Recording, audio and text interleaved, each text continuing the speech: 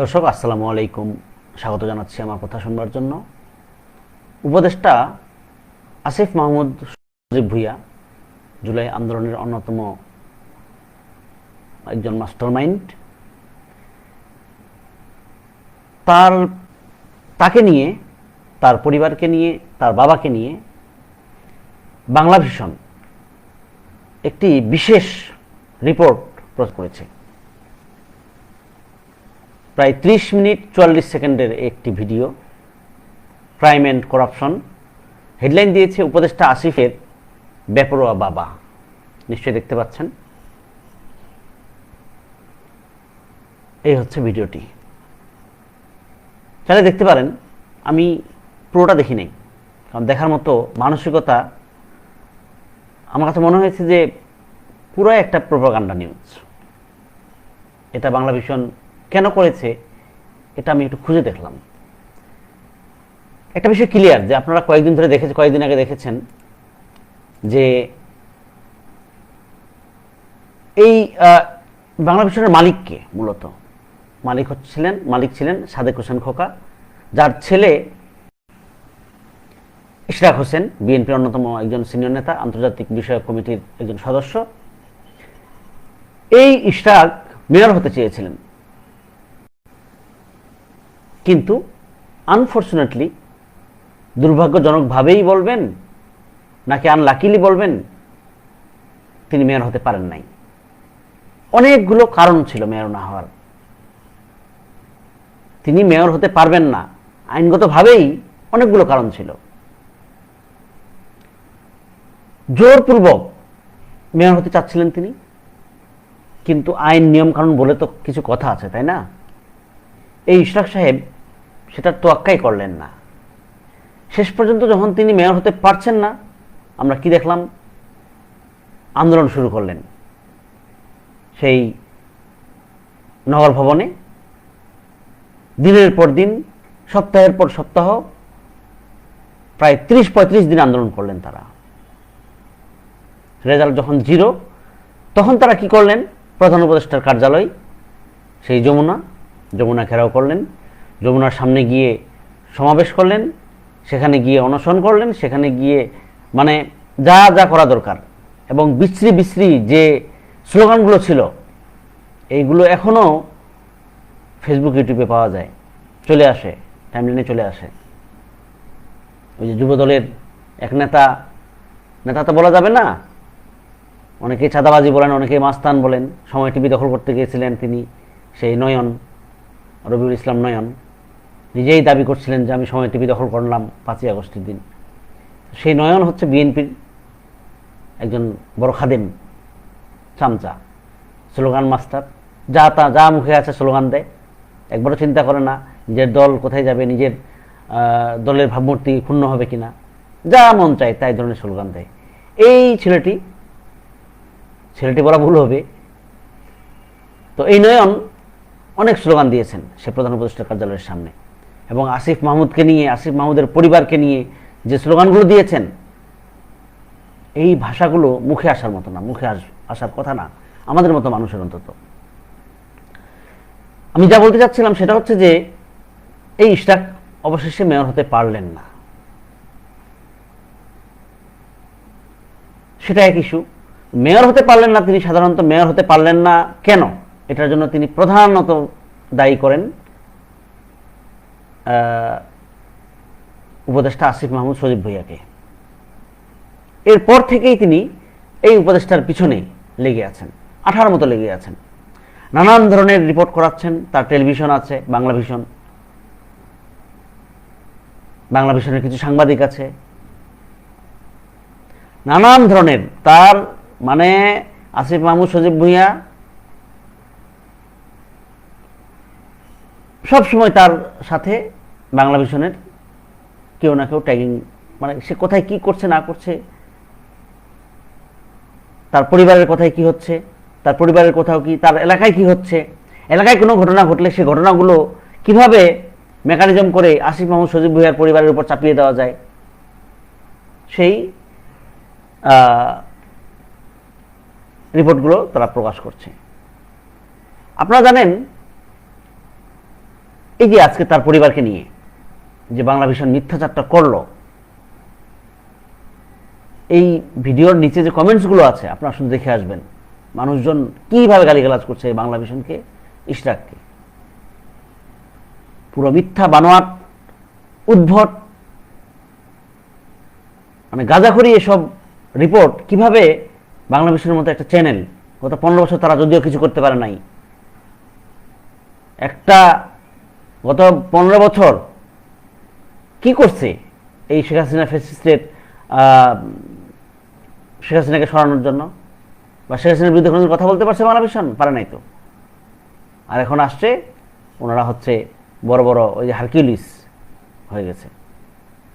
তো যেটা আমি বলতে চাচ্ছিলাম সেটা হচ্ছে যে বাংলা ভিশন যে রিপোর্টটি করেছে, বাংলা ভিশনের পেজে, ফেসবুক পেজে, ইউটিউবে কমেন্টস সেকশন খালি দেখবেন যে মানুষজন যে কমেন্টসগুলো করছে যা তা অবস্থা। এটা নিয়ে একটা প্রতিক্রিয়া জানিয়েছে, এই রিপোর্ট নিয়ে প্রতিক্রিয়া জানিয়েছে আসিফ মাহমুদ সজীব ভুঁইয়া, সেটা আমি একটু পড়ে শোনাবো আপনাকে। তার আগে পড়ে শোনাই মূল যে ঘটনাটা নিয়ে আলোচনা করা হয়েছে, শুরু করা হয়েছে, সেই ঘটনার প্রকৃত ঘটনাটা কি আসলে, এটা একটু জানতে চাই। দৈনিক ইত্তেফাকের একটা রিপোর্ট আমি একটু আপনাদেরকে পড়ে শোনাবো। ইত্তেফাকের রিপোর্ট করেছিল মুরাদনগরে একই পরিবারের 3 জনকে পিটিয়ে হত্যা। রিপোর্টে বলা হচ্ছে যে কুমিল্লার মুরাদনগরে মাদকের সঙ্গে জড়িত থাকার অভিযোগে একই পরিবারের 3 জনকে পিটিয়ে হত্যার ঘটনা ঘটেছে গত 3রা জুলাই বৃহস্পতিবার সকালে উপজেলার বাঙ্গরা থানার আকুবপুর ইউনিয়নের কড়াইবাড়ি গ্রামে এই হত্যাকাণ্ডের ঘটনা ঘটে। এই ঘটনায় নিহতরা হলেন রুবি বেগম 58 বছর বয়সী, তার ছেলে রাসেল 35 বছর বয়সী এবং মেয়ে জোনাকি আক্তার 27 বছর বয়সী। মুরাদনগর থানার ভারপ্রাপ্ত কর্মকর্তা কি বলেছেন সেটা একটু জানা দরকার। ওই দিন তিনি বলেছিলেন যে 3 জন দীর্ঘদিন ধরে মাদক চোরা কারবারের সঙ্গে জড়িত, স্থানীয়রা তাদের পিটিয়ে হত্যা করেছেন। খবর পেয়ে ঘটনাস্থলে ছুটে যায় পুলিশ। এ সময় 3টি মরদেহ পড়ে থাকতে দেখা গেছে। তারা একই পরিবারের সদস্য, আমরা ঘটনা তদন্ত করছি, বিস্তারিত পরে জানানো সম্ভব হবে। এলাকাবাসী জানিয়েছে ওই পরিবারের সদস্যরা দীর্ঘদিন ধরে মাদক ব্যবসার সাথে জড়িত এবং এ নিয়ে এলাকাবাসীর সঙ্গে তাদের বিরোধ চলছিল। এই বিরোধের এই সূত্র ধরেই বৃহস্পতিবার সকালে উভয় পক্ষের মধ্যে নতুন করে বাগবিতণ্ডা ও হাতাহাতি হয়। এক পর্যায়ে উত্তেজিত জনগণ গণপিটুনি ও কুপিয়ে তাদের হত্যা করে। এটা হচ্ছে ইত্তেফাকের রিপোর্ট। এই ঘটনায় এই যে বাংলা ভিশন মিথ্যাচার করেছে আসিফ মাহমুদ সজীব ভুঁইয়া, তিনি একটি ফেসবুকে স্ট্যাটাস দিয়েছেন। তিনি কি বলেছেন এটা একটু আমরা